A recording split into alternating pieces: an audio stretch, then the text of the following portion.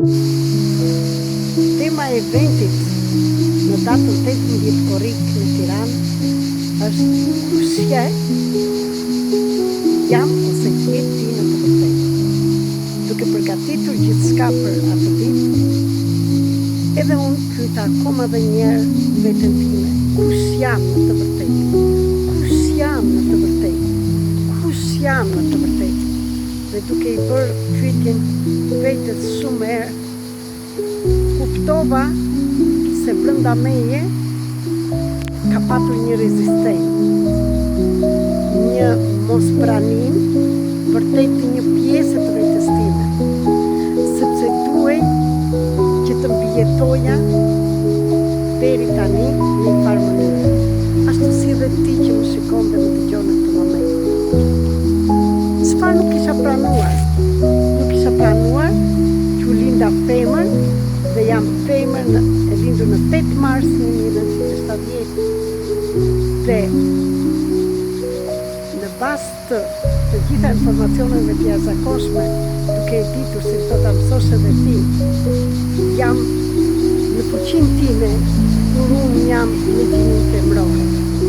Dhe çfarë kam bërë deri tani?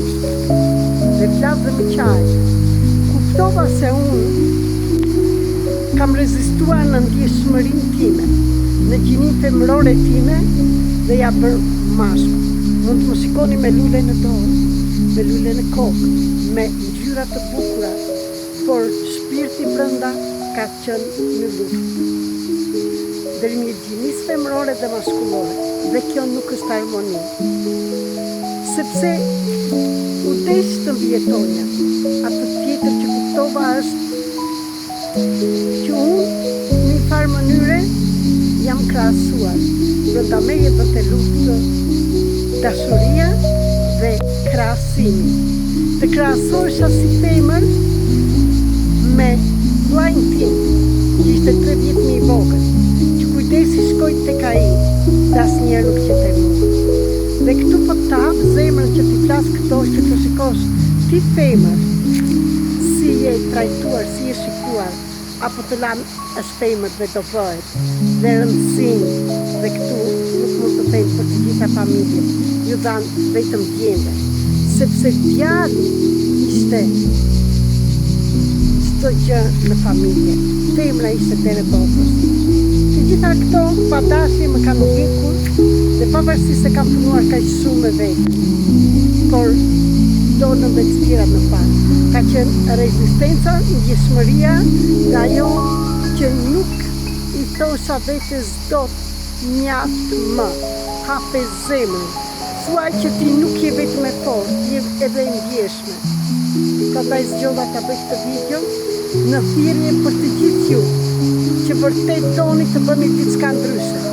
Së bashku të mundemi të hapim zemrën, të kuptojmë njëri tjetrin dhe jo vetëm të bëjmë zgjidhje, të pranojmë, të mos rezistojmë. Prandaj ju bëj thirrje të gjithë njerëzve në datën 10 në Kosovë, në datën 18 të hapim zemrën me materiale të ndryshme, por dhe me sisteme përfaqësisht transformuar që të shikojë kush është vendi jot në familje, në familjen që krijove, në shoqëri, në kolektiv, dhe të largojmë rezistencën, që të tregojmë diçka ndryshe, deri tani që kemi treguar, por të tregojmë të vërtetën tonë. Ju mirëpres. Kanë filluar regjistrimet, mund të më shkruani dhe këtu nëse jeni të interesuar. Ju dua shumë, ju përshëndes, jam mirënjohëse për çdo gjë, po jam dhe shumë e ndjeshme.